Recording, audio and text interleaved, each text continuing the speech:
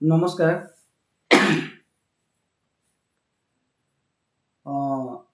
ख्रीष्ट होउछन्ते आलोक। जो लोक माने ख्रीष्टंकर अनुगमन करुछन्ति सेमानक हृदय आलोकित हवा आवश्यक रहिछि। किंतु विपरीत भावरे आज जदि आमे अनेक ख्रीष्टियान मानक पचारिबा आपण स्वर्ग जिबे कि तार उत्तर तांको पाखरे नाही। काहे कि नाही? कारण सेमानको भितरे सेमानको हृदय स्पष्टता नाही, आलोक नाही, जो द्वारा से माने स्वर्ग विषय कि नर्क विषय केबे चिंता करि पारंती नाही। आमान को बाइबल दिया जाइछि। जेतेबेले आमे बाइबल को पढिबा आमे देखि परिबा सेठारे अनेक वाक्य अछि जो द्वारा हमर हृदय रे आमे स्पष्टता पाई परिबा। जो प्रचारक माने परित्राण पाइ नांती, जार पाप क्षमा हेई नै, पाप क्षमा ग्रहण करि नांती, से माने जदि बाइबल प्रचार करुछन्ति ताहा बहुत विपद। हुए तो जगत चक्षुरे बहुत भल देखा जाई पारे, आ जगत धारा रे ताहा बहुत उच्च कोटिर मध्ये हेई पारे, किंतु परित्राण रास्ता रे से आमान को कढै नै पारिबो नाही। तो जेतेबेले मु 2012 मसिया रे परित्राण पाइली, जदिओ मु बड़ प्रचारक नुहे, किंतु मु निश्चित भावे ज्ञात हेले कि अनेक लोक अछन्ति जो माने कि परित्राण विषय आदौ जानि नाहंती। से माने केवल निजर ज्ञान निजर मतामत को नेकी बाइबल प्रचार करुछन्ति। तो आसंतु आज आमे बाइबल रो किछि अंश पढिबा। आउ प्रचारक माने केमती पुरातन नियम को आ नूतन नियम को मिक्स करी प्रचार करुछन्ति, जो द्वारा जो लोक श्रवण करुछि से ता हृदय स्पष्टता पाई पारुनी। पुरातन नियम कोन नूतन नियम कोन से जानि पारुनी, जो द्वारा से परित्राण रास्ता रे बढ़ी पारुनी। आमे आज देखिबा। मु प्रथमे पढिबी रोमियो 10 पर्व मु पढिबी। रोमियो 10 रो 1 रु मु 4 पद पर्यंत पढिबी। कोन लेखा अछि? हे भाई माने से माने जे परित्राण पांती एहा मोर हृदयर बांछा एवं सेमानक निमंते ईश्वरक छामुरे मोर प्रार्थना। कारण ईश्वरक विषय जे सेमानकर उद्योग अछि एहा मु सेमानक सपक्षे साक्ष्य देउछि, किंतु सेही उद्योग ज्ञानयुक्त नुहे। जेणु ईश्वर दत्त धार्मिकता विषय रे अज्ञ होई ओ आपणा आपणा धार्मिकता स्थापन करने को चेष्टा करे से माने ईश्वर दत्त धार्मिकतार बशीभूत होई नाहंती। कारण प्रत्येक विश्वासी पक्षरे धार्मिक गणित हेबा निमंते ख्रीष्ट व्यवस्थार शेष अटंती। आमे जदि ख्रिस्टियन समाज को देखिबा, से माने जे प्रार्थना करू नांती, गिरजा जाऊ नांती, दशमांश दौ नांती कि व्यवस्था पालन करू नांती, सेमति मु केबे कहबा पई चाहूनी। कारण अनेक लोक अछन्ति बहुत उद्योग सहकारे कर्म करूछन्ति, प्रार्थना जाउछन्ति, गिरजा जाउछन्ति, दशमांश दउछन्ति, जहा जहा मध्य बाइबल रो लिखित अनुसार मध्य केते लोक जीवन को बितौछन्ति। तो जेतेबेले पाउलो लेखुछन्ति से दिन रे मध्य मंडली बाहर लोक माने एमति थिले, जो मानकर जीवन एमति थिला। सेट लेखुछन्ति हे भाई माने से माने जे परित्राण पांती एहा मोर हृदयर बांछा एवं सेमानक निमंते ईश्वरक छामुरे मोर प्रार्थना। कारण ईश्वरक विषय रे जे सेमानकर उद्योग अछि एहा मो सेमानक सपक्षे साक्ष्य देउछि, किंतु सेही उद्योग ज्ञान युक्त नुहे। जदि आमे दशमांश दउछु, बाइबल पढुछु, गिरजा जाउछु, सब करूछु, किंतु आमे परित्राण रास्ता रे नाहु, तेबे से उद्योग किछि नुहे, ताहा केबेले गणना करा जिवो नाही। तेणु एठी पाउलो मधे लेखुछन्ति कारण ईश्वरक विषय जे सेमानकर उद्योग अछि एहा मु सेमानक सपक्षे साक्ष्य देउछि। आज मु जदि कहिबी, आज ख्रिस्टियन मंडली मानकरे अनेक उद्योगी लोक माने अछन्ति, बहुत प्रार्थना करूछन्ति, दीर्घ दीर्घ दिन धरि सेमान प्रार्थना करूछन्ति, किंतु एठा लेखा अछि सेही उद्योग ज्ञान युक्त नुहे। काहे कि ज्ञान युक्त नुहे? आमे बाइबल रो आज देखिबा। तो तळक लेखा अछि जेणु ईश्वर दत्त धार्मिकता विषय रे अज्ञ होई ओ आपणा आपणा धार्मिकता स्थापन करने चेष्टा करी से माने ईश्वर दत्त धार्मिकतार बशीभूत होई नाहंती। तो बाइबल रे स्पष्ट भावे लेखा है दुईटा धार्मिकता विषय लेखा है। गोटे होउची मनुष्यर धार्मिकता स्वयं से जहा करिछि, आउ गोटे धार्मिकता होउची ईश्वर दत्त धार्मिकता जहा ईश्वर कार्य करिछन, जहा यीशु ख्रीष्ट कार्य करिछन। तो ये दुईटा विषय आम हृदय स्पष्ट भाव लिखि जा दरकार अच्छी कि मनुष्यर धार्मिकता कौन, ईश्वर दत्त धार्मिकता कौन। तेणु आमे जदि ए विषय जानिबा नहीं आमे निजर इच्छा रे आमे जदि बेसी उद्योग देखा, बेसी प्रार्थना करिया, बेसी कांदिबा, बेसी पाप स्वीकार करिबा, तथापि ताहा किछि लाभ होबो नाही, कारण यह परित्राण पय केबे उपकारी नुहे। तो आसंतु आमे देखिया जो लोक माने उद्योगी अछंती से माने कोन पे उद्योगी अछंती, से माने यीशु ख्रीष्टन को पय यीशु ख्रीष्ट कोन कले बोली उद्योगी अछंती ना निजे किछि करूथिबार उद्योगी अछंती। तो आमे जदि पुरातन नियम को जीवा तेबे पुरातन नियम जो विधि व्यवस्था प्राय 2000 ख्रीष्टपूर्व 1300-1400 बेल को दिया जायछि मसांक द्वारा सियोन प्रांतर रे। आउ जहा 10 आज्ञा बोली भी आमे जानिछु, सेठी बहुत गुडा नियम कानून अछि, बहुत गुडा नीति नियम अछि। सेठी लेखाई जी तुम्हें चोरी करो नहीं, नरहत्या करो नहीं, व्यभिचार करो नहीं, लोभ करो नहीं, प्रतिवासी को सॉरी सेठारे विश्राम बार पालन करो। तो एमती अनेक आज्ञा रही सेठी। जेतेबेले इस्राएल लोक मान को पचरा गला सेतेबेले से माने एक संग रे अंगीकार कहले आमे ईश्वर जहा आज्ञा करबे ताहा पालन करबे। तो यह होचे स्वाभाविक स्तर रे मनुष्यर हृदय कि से निजको केबे हेले आविष्कार करिनी वाक्य द्वारा, सेति पई ता आगरे कोन जदि दिया जीवो से चिंता करूची मु पारिबी, जो पारिबी हे जीवो मो द्वारा बोलिवार जो हृदय अछि ताहा ताको कढे नउची विफलता। काहे कि गुड वाक्य पढ़िबा रोमियो 7 पर्व जीवा हमें कोन प्रकृत रे समस्या कोन रहिछि मनुष्य हृदय रो। रोमियो 7 रो 23 पद मु पढुछि, किंतु मु मोर अंग प्रत्यंग रे गोटे भिन्न व्यवस्था देखे, ताहा मोर मनर व्यवस्था विपक्ष रे युद्ध करे, आ मोर अंग प्रत्यंग रे जो पापर व्यवस्था अछि मते सेति रे बंदी करबे। पाउल जेतेबेले ईश्वरंकर संपर्क रे आसिले, यीशु ख्रीष्ट को ग्रहण कले, से जेतेबेले परित्राण पाइले, से प्रकृत रे जानि पारले आम शरीर समस्या कौन अछि। से लेखचंती कौन रोमियो 7:23 रे, किंतु मु मोर अंग प्रत्यंग रे गोटे भिन्न व्यवस्था देखे, ताहा मोर मनर व्यवस्था विपक्ष रे युद्ध करे। तो एटी स्पष्ट लिखा है आमर मन रे गोटे व्यवस्था अछि, आम अंग प्रत्यंग रे आउ गोटे व्यवस्था अछि। हेले आम मन रे मनुष्य मन रे कोन चिंता करूछि, सब उत्तम कर्म करबा पई व्यवस्था ईश्वरंकर व्यवस्था पालन करबा पई से चिंता करूछि।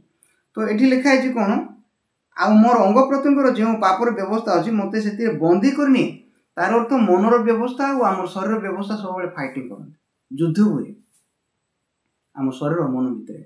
आउ बाइबल कहूछि कि सब बेले शरीर जो व्यवस्था अछि ताहा मनर व्यवस्था को डिफीट कर माने परास्त करके विजय होछि।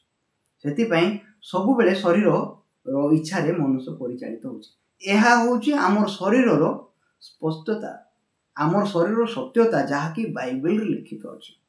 तो एई सत्यता को जो लोक माने जानि नाहंती, आविष्कार करि नाहंती बाइबल द्वारा, कि मु जणे लोक मु जेमती चाहूची, मु जेमती इच्छा करूची, मु जेमती भाबुची सेमती मु केबे हेले निजको नियंत्रण करि पारिबी नाही, कारण मो पाखरे एक प्रकार समस्या रहि जाय। पाउल जेतेबेले देखिले, किंतु आमे पाउलंकर जीवन को जदि देखिबा, जेतेबेले से साउल भाबे बंचुथिले, सेटारे फिलिपियो 3 पर्व लेखा आइछि मु निर्दोष थिली बोली लेखा आइछि। व्यवस्था संबंध से जणे फारूसी मध्ये थिले, आउ व्यवस्था पालनकारी थिले, से समस्त विषय साधन करुथिले, से तांको हृदय मध्ये बहुत उच्चा ही जाइथिबो मु ठीक करूछि।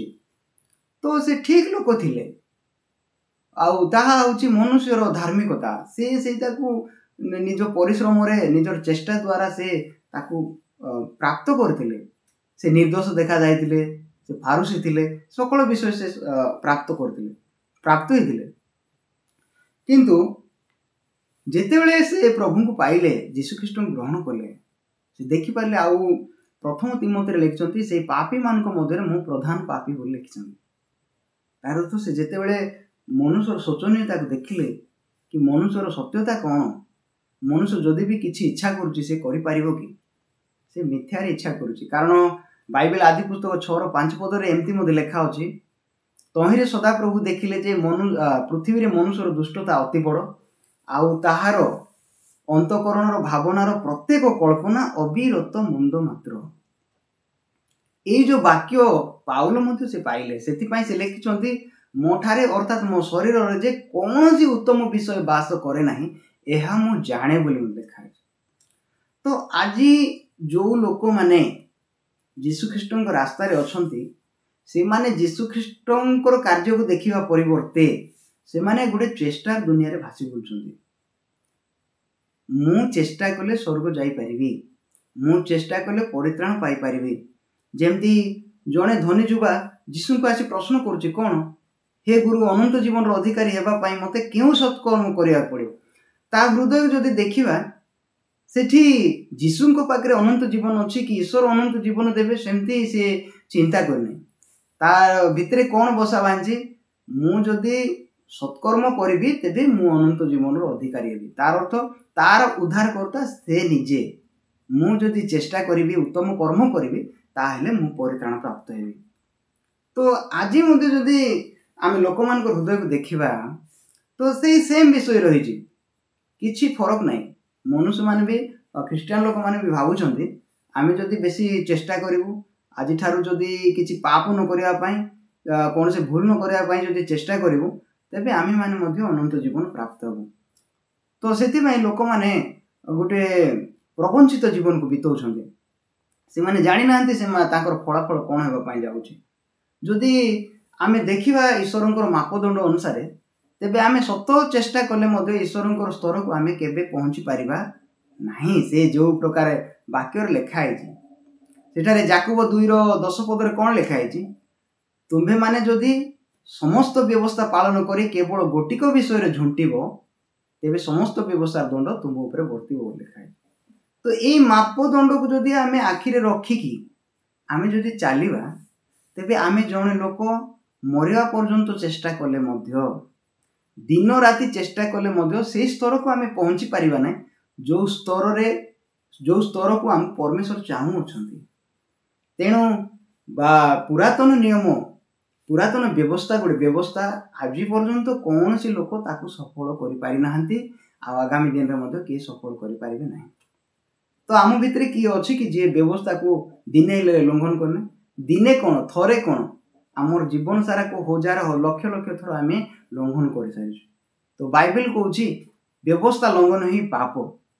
ତେବେ ବ୍ୟବସ୍ଥା ଲଙ୍ଘନ ଯଦି ପାପ, ତେବେ ତ ଆମେ ଜୀବନ କାଳ ପାପୀ ହେଇକି ବଞ୍ଚିଲୁ। ତ ପ୍ରକୃତରେ ବ୍ୟବସ୍ଥା ହେଉଛି ଏହା। ଆଉ ଅନେକ ଲୋକ ଏମିତି ପ୍ରବଞ୍ଚିତ ହେଇଛନ୍ତି, ଗୋଟେ ବିଷୟ କେବେ ହେଲେ ସେମାନେ ବିବେଚନା କରୁନାହାନ୍ତି। ବାଇବେଲରେ ଏମିତି ବି ଲେଖା ହେଇଛି, ସେ ସମସ୍ତ ବ୍ୟବସ୍ଥା ଗୋଟେ ବାକ୍ୟରେ ସଫଳ ହେଉଛି ବୋଲି। କ'ଣ? ତୁମ୍ଭେ ଆପଣା ପ୍ରତିବାସୀକୁ ଆତ୍ମତୁଲ୍ୟ ପ୍ରେମ କର। ମୋତେ ଏ ବାକ୍ୟ ମୁଁ ଯେତେବେଳେ ପୂର୍ବରୁ ଶୁଣୁଥିଲି, ମୋତେ ବେଶୀ ଖୁସି ଲାଗୁଥିଲା। ହଉ, ଯାହା ହଉ, ମୁଁ ପ୍ରତିବାସୀକୁ ଆତ୍ମତୁଲ୍ୟ ପ୍ରେମ କରିବାର ଆବଶ୍ୟକତା ରହିଛି, ମୋତେ ପ୍ରେମ କରିବାକୁ ଅଛି। ହେଲେ ବ୍ୟବସ୍ଥା କ'ଣ ପାଇଁ ଦିଆଯାଇଛି? ଆମେ ଯଦି ସ୍ପଷ୍ଟ ଭାବେ ଦେଖିବା, ସେଠି ଦ୍ୱିତୀୟ ବିବରଣ 28 ପର୍ବକୁ ଯଦି ଆମେ ପଢ଼ିବା 1ରୁ ଶେଷ ପର୍ଯ୍ୟନ୍ତ, ସେଠାରେ ଏମିତି ଲେଖା ହେଇଛି, ତୁମେ ଯଦି ଏଇ ସକଳ ନିୟମ ଯଦି ପାଳନ କରିବ, ଆଉ କୌଣସି ବିଷୟ ଯଦି ଫେଲର ନ ରଖିବ, ତେବେ ଏହି ସବୁ ଆଶୀର୍ବାଦ ତୁମ୍ଭ ଉପରେ ବର୍ତ୍ତିବ। ଏଇଟା ଶୁଣିଲେ କେମିତି ଲାଗୁଛି? ବହୁତ ଖୁସି ଲାଗୁଛି। ଯାହା ହେଲ, ମୋତେ ଆଶୀର୍ବାଦ ପାଇବାର ଅଛି, ମୋତେ ବ୍ୟବସ୍ଥା ପାଳନ କରିବାର ଅଛି। କିନ୍ତୁ ତାପରେ କ'ଣ ଲେଖା ହେଇଛି? 14-15 ପଦରୁ ତଳକୁ ଲେଖା ହେଇଛି, ଦ୍ୱିତୀୟ ବିବରଣ 28ର, କିନ୍ତୁ ଆ ଭିତରୁ କିଛି ଯଦି ଭୁଲ ଭଟକା କରିବ, କୌଣସି ଆଜ୍ଞା ଯଦି ଉଲ୍ଲଂଘନ କରିବ, ତେବେ ଏଇ ସବୁ ଅଭିଶାପ ତୁମ ଉପରେ ବର୍ତ୍ତିବ ବୋଲି ଲେଖା ହେଇଛି। ହେଲେ ଜଣେ ଲୋକ ବର୍ତ୍ତମାନ ବ୍ୟବସ୍ଥା ଦିଗରେ ପରିଚାଳିତ ହେଉଛି। ଲୋକମାନେ ମାନେ ହାଲକା ଭାବେ ଚିନ୍ତା କରନ୍ତି, ଆଶୀର୍ବାଦ ମିଳିଯିବ। କେମିତି ଆଶୀର୍ବାଦ ମିଳିବ? ଯଦି ଜୀବନରେ ଜଣେ ବ୍ୟବସ୍ଥା ପାଳନ କରୁଛି, ସେ କ'ଣ ଭୁଲ କରିବ ନାହିଁ କି? ସେ ବ୍ୟବସ୍ଥା ଲଙ୍ଘନ କରିବ ନାହିଁ କି? ସେଠି ବ୍ୟବସ୍ଥା ଲଙ୍ଘନ କଲେ ଅଭିଶାପ ପାଇବ ବୋଲି ଲେଖା ହେଇଛି। ତ କେମିତି ସେ ଆଶୀର୍ବାଦ ପ୍ରାପ୍ତ ହେବ? କାରଣ ମନୁଷ୍ୟ ପାଖରେ କୌଣସି ଦକ୍ଷତା ନାହିଁ କି ସେ ବ୍ୟବସ୍ଥାକୁ ସମ୍ପୂର୍ଣ୍ଣ ପାଳନ କରିପାରିବ। तेणु गालातिय 2:10 पदर लिखाई जो मैंने व्यवस्था पालन करती से माने अभिशप्त। एथिरे मु जानी पारली कि प्रकृत व्यवस्था अभिशाप छड़ा आ किछि नाही। तो सेठारे ए समस्त व्यवस्था गोटे वाक्य सिद्ध होउछि बोली लिखाई कौन तुम्भे माने आपणा प्रतिवासी को आत्मतुल्य प्रेम करो। जिते वाक्य शुणा जाउछि कि मधुर लगुछि, हो मते पालन करिवार अछि, परमेश्वर चाहूचंती। हेले मनुष्य भितरे प्रेम अछि ना घृणा अछि? लोक मन ताकू केबे आविष्कार करू नाहंती। गोटे मंद गछर मंद फल फलिबो ना उत्तम फल फलिबो? मनुष्य के मंद गछ ना उत्तम गछ से माने केबे जानि पारि नाहंती। सेति पई से माने कोन करूचंती, चेष्टा करूचंती प्रेम करिवा पई। किंतु गालातिय 5 पर लिखा है आत्मा को फल प्रेम बोल लिखा है। मनुष्यर चेष्टा मनुष्यर कर्म नहीं सीधा आत्मा को फल बोल लिखा है। माने जो लोक मैंने आत्मिकतार परिचालित होती पवित्र आत्मा प्राप्त होती से फल फल तार चेष्टार फल नहीं कि तार परिश्रम फल नुह सीधा तार परिश्रम रास्ता नहीं। किंतु लोक मैंने बाइबल को केबे बुझी पार ना आउ से प्रकार चेष्टार दुनिया भाषुंट। एथिरे मु लोक मानकर भूल को जेतकी देखुची किंतु प्रचारक मान तार डबल भूल कर कहीं से माने जेमती विश्वासी मान को शिक्षा दउचंदी विश्वासी माने से प्रकार ही परिचालित हेउचंदी। तो प्रकृत रे प्रतिवासी को आत्मतुल्य प्रेम करवा सहज कि? हाँ मु क्वेश्चन कौन करदिली मनुष्य भितरे घृणार हृदय अच्छी ना प्रेमर हृदय अच्छी? तो ईश्वर प्रेम बोली कहीं लेखा गला? जदि मनुष्य भितर प्रेम रही था तेबे मनुष्य भी प्रेमिक ही जाता केवल ईश्वर ही प्रेम अटंती बोली लेखा है। तो आसतु गोटे वाक्य पढ़ा मार्क 7 पर बुझा कौन लिखाई मार्क 7 पर्व मार्क 7 20 मु पढ़ुची।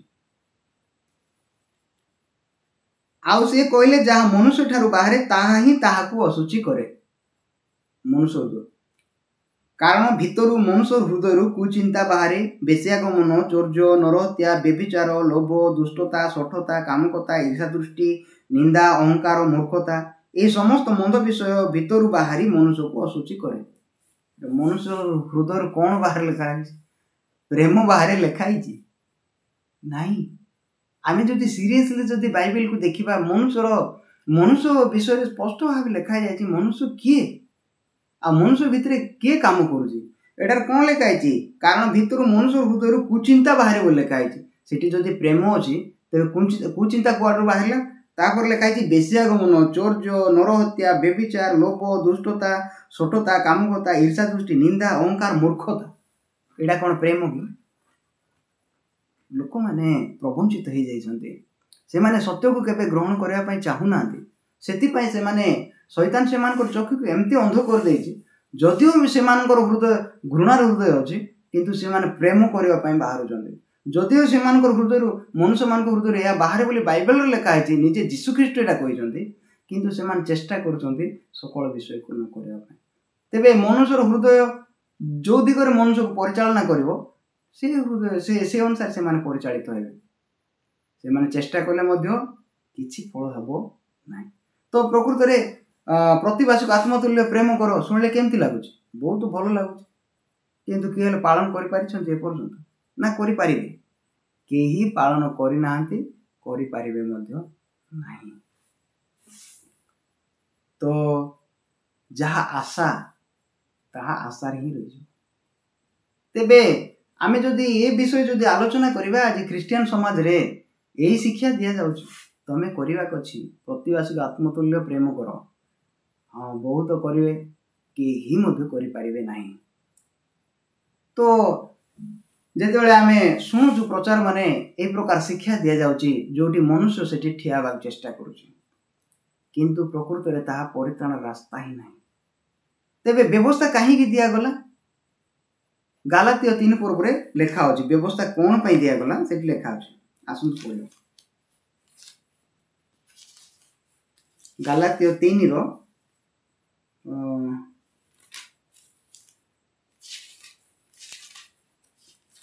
ଗାଲାତୀୟ 3:19 ପଦ ମୁଁ ପଢୁଛି।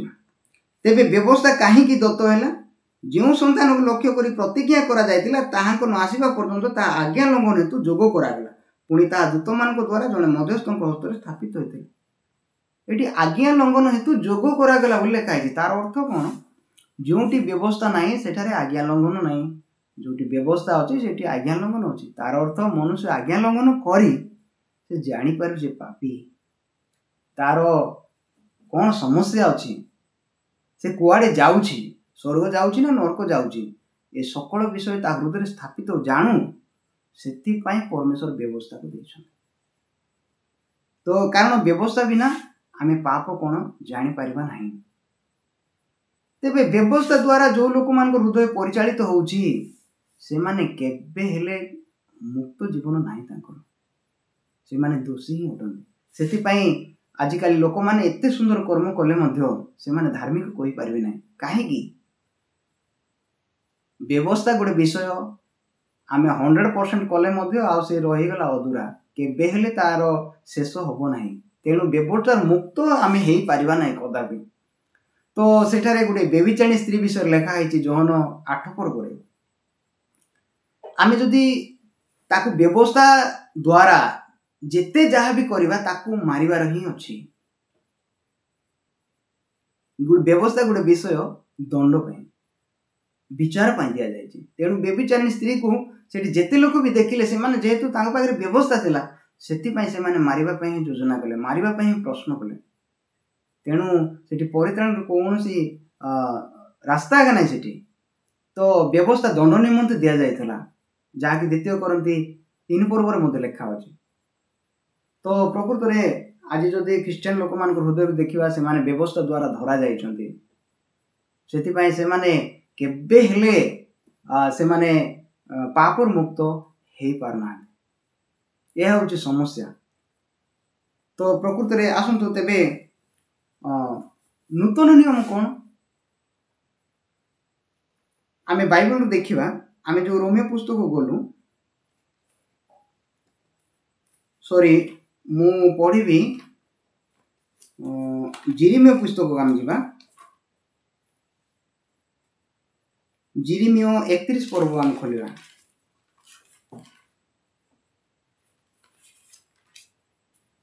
ଜିରିମିୟ 31 ପର୍ବର 34 ପଦ।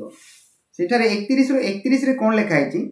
ସଦାପ୍ରଭୁ କହନ୍ତି, ଦେଖ ଯେଉଁ ସମୟରେ ଆମ୍ଭେ ଇସ୍ରାଏଲ ବଂଶ ଓ ଜିହୁଦା ବଂଶ ସହିତ ଏକ ନୂତନ ନିୟମ ସ୍ଥାପନ କରିବା, ଏପରି ସମୟ ଆସୁଅଛି। ପୁରାତନ ନିୟମ ଅନୁସାରେ ମନୁଷ୍ୟ କେବଳ ଧ୍ୱଂସ ହିଁ ହେବ। ପୁରାତନ ନିୟମ ଅନୁସାରେ ବିଚାର କଲେ ଜଣେ ଲୋକ ମଧ୍ୟ ନାହାନ୍ତି ଯିଏକି ସ୍ୱର୍ଗ ଯାଇପାରିବ। ତେଣୁ ପରମେଶ୍ୱର ପ୍ରତିଜ୍ଞା ଦେଇଛନ୍ତି ପୂର୍ବ କାଳରୁ ହିଁ କି ଆମେ ଏକ ନୂତନ ନିୟମ ସ୍ଥାପନ କରିବା। ସେଟା ଲେଖା ହେଇଛି, ସଦାପ୍ରଭୁ କହନ୍ତି, ଦେଖ ଯେଉଁ ସମୟରେ ଆମ୍ଭେ ଇସ୍ରାଏଲ ବଂଶ ଓ ଜିହୁଦା ବଂଶ ସହିତ ଏକ ନୂତନ ନିୟମ ସ୍ଥାପନ କରିବା, ଏପରି ସମୟ ଆସୁଅଛି। ତ ଏହା ଯୀଶୁ ଖ୍ରୀଷ୍ଟଙ୍କୁ ଲକ୍ଷ୍ୟ କରିକି ବା ଆଜିର ଯୁଗକୁ ଲକ୍ଷ୍ୟ କରିକି ପ୍ରତିଜ୍ଞା କରାଯାଇଥିଲା। ଆଉ ପରମେଶ୍ୱର ଯଥା ସମୟରେ ତାର ପ୍ରତିଜ୍ଞା ସଫଳ କରିଛନ୍ତି। ତେବେ ସେ ପ୍ରତିଜ୍ଞା ଭିତରେ କ'ଣ ଥିଲା? ଏଠି ଲେଖା ହେଇଛି 34 ପଦରେ, ଜିରିମିୟ 31:34ରେ, ପୁଣି ତୁମ୍ଭେମାନେ ପରମେଶ୍ୱରଙ୍କୁ ଜ୍ଞାତ ହୁଅ ବୋଲି କହି ସେମାନେ ପ୍ରତ୍ୟେକ ଆପଣା ଆପଣା ପ୍ରତିବାସୀକୁ ଓ ପ୍ରତ୍ୟେକ ଆପଣା ଆପଣା ଭ୍ରାତାକୁ ଆଉ ଶିକ୍ଷା ଦେବେ ନାହିଁ। କାରଣ ସଦାପ୍ରଭୁ କହନ୍ତି, ସେମାନଙ୍କର କ୍ଷୁଦ୍ରତମ ଠାରୁ ମହତ୍ତମ ପର୍ଯ୍ୟନ୍ତ ସମସ୍ତେ ଆମ୍ଭକୁ ଜ୍ଞାତ ହେବେ, ଯେହେତୁ ଆମ୍ଭେ ସେମାନଙ୍କର ଅପରାଧ କ୍ଷମା କରିବା, ସେମାନଙ୍କର ପାପ ଆମ୍ଭେ ଆଉ ସ୍ମରଣ କରିବା ନାହିଁ। ତ ଏଇଟା ହେଉଛି ପ୍ରତିଜ୍ଞାର ବାକ୍ୟ କି ପରମେଶ୍ୱର ଗୋଟେ ନୂତନ ନିୟମ ସ୍ଥାପନ କରିବେ ଆଉ ସେଠି ସେମାନଙ୍କର ସମସ୍ତ ପାପ ଅପରାଧକୁ କ୍ଷମା କରିବେ। ଏଠି କିଏ କାର୍ଯ୍ୟ କରିବ ପାପ କ୍ଷମା କରିବା ପାଇଁ? ପରମେଶ୍ୱର କାର୍ଯ୍ୟ କରିବେ। ତ ଆମେ ଯେତେବେଳେ ଯୀଶୁଖ୍ରୀଷ୍ଟଙ୍କୁ ଆମେ ଦେଖୁଛୁ, ଯୀଶୁଖ୍ରୀଷ୍ଟ ହେଉଛନ୍ତି ନୂତନ ନିୟମର ମଧ୍ୟସ୍ଥ ଅଛନ୍ତି। ସେ କ୍ରୁଶାର୍ପିତ ହେଲେ ଈଶ୍ୱରଙ୍କର ଇଚ୍ଛା ଅନୁସାରେ। ଯଦି ବାଇବେଲ କ'ଣ କହୁଛି? ବାଇବେଲ କ'ଣ କହୁଛି? ଆମେ ଯିବା ନୂତନ ନିୟମକୁ ଯିବା।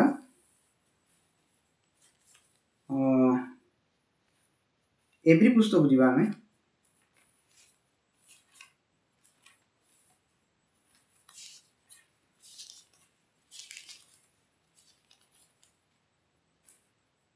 ଏଭ୍ରି ପୁସ୍ତକ 9ର 11 ଆଉ 12 ପଦ ପଢ଼ିବ।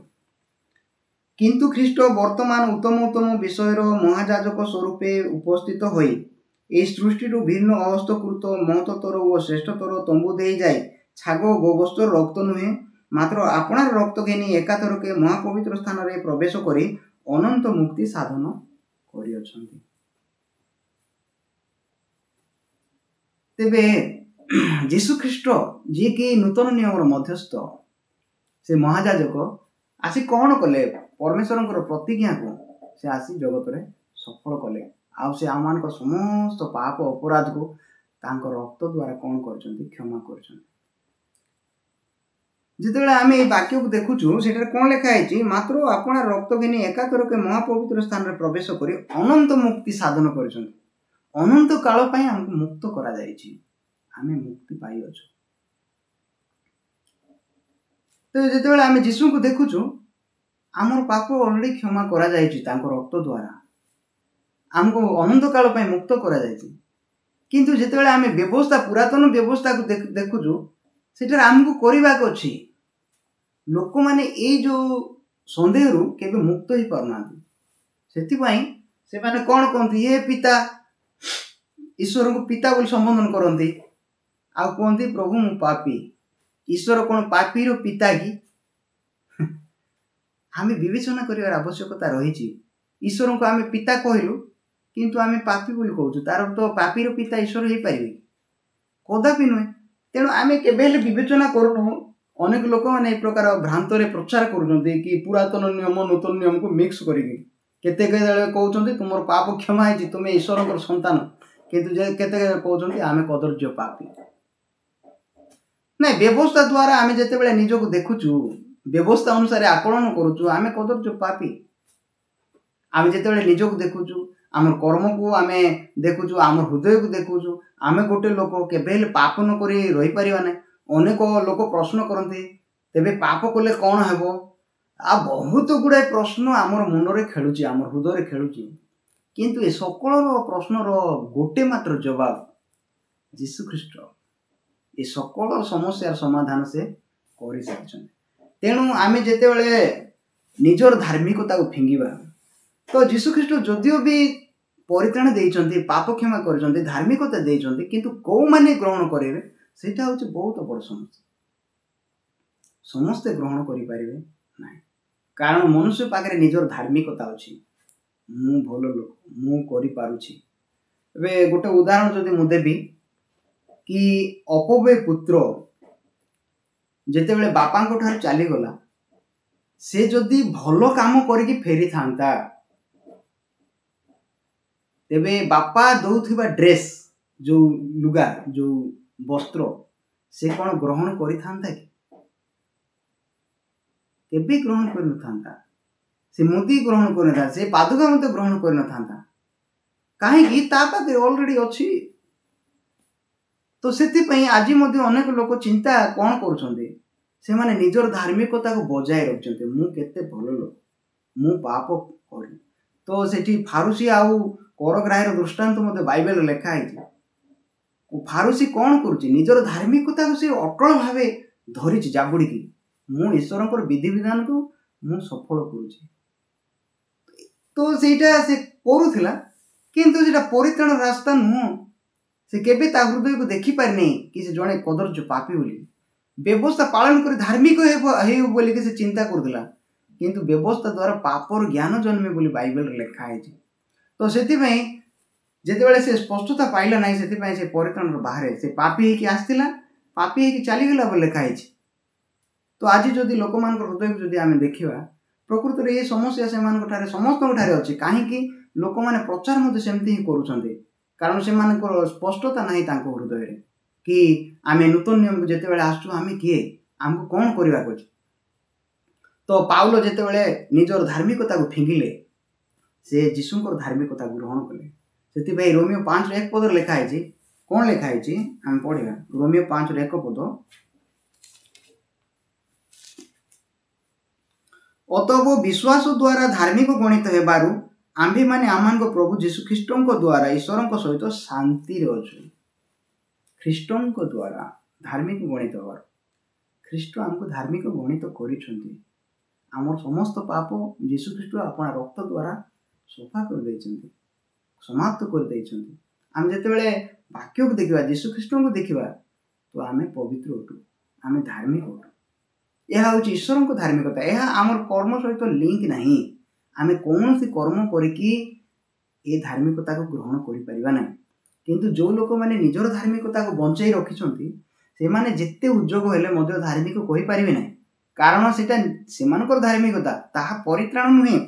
तेरे आम फेरी जा रोमियो 10 पर्व को आम जोटा पाठ करूँ से कौन लिखाई रोमियो 10 3 पद में पढ़ुची जेणु ईश्वर दत्त धार्मिकता विषय अज्ञ होई वो आपना आपना धार्मिकता स्थापन करने को चेष्टा करी से माने ईश्वर दत्त धार्मिकतार बशीभूत होना से मनुष्य जिते धार्मिक कर्म कले किसी फरक पड़ो ना से केवे परित्राण पाइब ना कहीं कारण सेठार ईश्वर ऑलरेडी गोटे धार्मिकता को देइछन्ति ताको जे ग्रहण करिवो ताहा होचे परित्राण। तो जीशु कौन पे मृत्युभोग कले आमर पाप पे मृत्युभोग कले आमर पाप को समाप्त करने पे मृत्युभोग कले आमको जमती से धार्मिकता देवे से मृत्युभोग कले। तो आम से विषय जो ग्रहण करवा ना केवल आम विषय आम चिंता करथबा एटा केबेले विश्वास हो पारिबो नाही। सेठी लिखा है 2 Corinthians 5:21 पदरे जहांको ठारे पापर लेश मात्र नथिला ताहांकु से आंभ मानक निमंते पापी स्वरूप कले। जीशुंकर मृत्यु भोग कथा कहतु जीशु क्रूसापित होगा कथा जीशुंकर दंडादेश जहाँ भी जीशु आमर बदल रे आमर पाप को बहन करके से दंड भोगी। बाइबल जदि आमे देखिबा तेबे आमे जेपरि जीशुंको परि ईश्वरंको परि जेमति आमे चिक चिक करिबा आमे ईश्वरंको परि जेपरि सिद्ध होबा पवित्र होबा धार्मिक होबा सेति पय आमर सकल समस्या आमर सकल पाप आमर सकल अपराध आमर सकल दुर्बलता आमर सकल जहाँ भी अछि सकल विषय जीशुंको ऊपर को दिया जाय। से वाक्य रे सेमति लेखा अछि कौन लिखा है जहां ठारे पापर लेश मात्र नथिला ताहांकु से आंभ मानक निमंते पाप स्वरूप कले जेपरी तार उत्तर तले अछि कौन पे पाप स्वरूप कले तले अछि जेपरी आंभे माने ताहांको द्वारा माने जीशुंको द्वारा ईश्वरंको धार्मिकता स्वरूप हेउ। निश्चित भावे बाइबल एमती कहूछि आमे जेतेबेले बाइबल को देखिया वाक्य को देखिबा आमे ईश्वरंको पर धार्मिक हे सारिछु आमर कर्म द्वारा नुहे कि आमर कहानी द्वारा नुहे जीशु ख्रीष्टंकर बलि द्वारा। सेठी बाइबल रे एमती भी लिखा है एब्री 10:10 पदरे केवल एक बलि उत्सर्ग द्वारा से पवित्रीकृत हेउथुबा लोक मान को चिर काल पई सिद्ध करियछन। तो लोक माने आज काहे वाक्य ग्रहण करि पारु नांती तार कारण होउछि से माने निजर धार्मिकता को बजाय रखछन्ती। ओ आमे चेष्टा कले धार्मिक होई जिवु आमे चेष्टा कले स्वर्ग जाई पारिबु आमे चेष्टा कले सब किछि करि पारिबु किंतु से माने व्यवस्था को जानि पारि नांती से माने निजर दुर्बलता भी जानि पारि नांती सेति पय से माने प्रवंचित होइछन्ती सेति पय से माने टोटली विवेचना नै लोक मान को हृदय रे सेति पय से माने अंधकार भ्रमण करूछन्ती। को लोक स्वर्ग जाई पारिबो कहार औकात अछि स्वर्ग जीवा पय केही मते स्वर्ग जाई पारिबे नै केवल यीशु ख्रीष्ट जो माने रिसीव करूछन्ती ग्रहण करूछन्ती। यीशु को ग्रहण करिया माने कोन यीशु जहा साधन करिछन्ती ताकू ग्रहण करिया जीशु मोर पाप क्षमा करिछन्ति बोली जदि बाइबल रे लेखा है मु जदि क्षमा करिछन्ति बोली ग्रहण कली ताहा ही मु जीशु को ग्रहण कली हेले जो लोक क्षमा हे नै बोली कहउछन्ति से माने जीशु को ग्रहण नै करू नांती।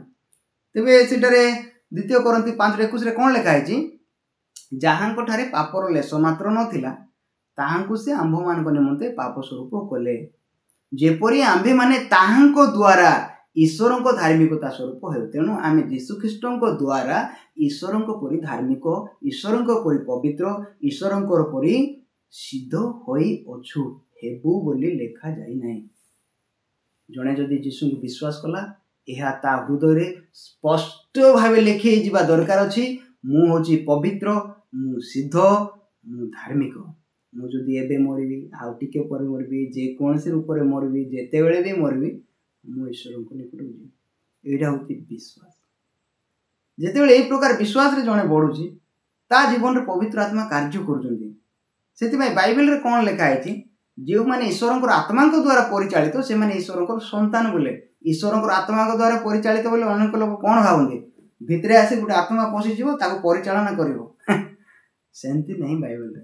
ଈଶ୍ୱରଙ୍କର ଆତ୍ମା ହେଉଛି ଈଶ୍ୱରଙ୍କର ବାକ୍ୟ, ସୁସମାଚାର।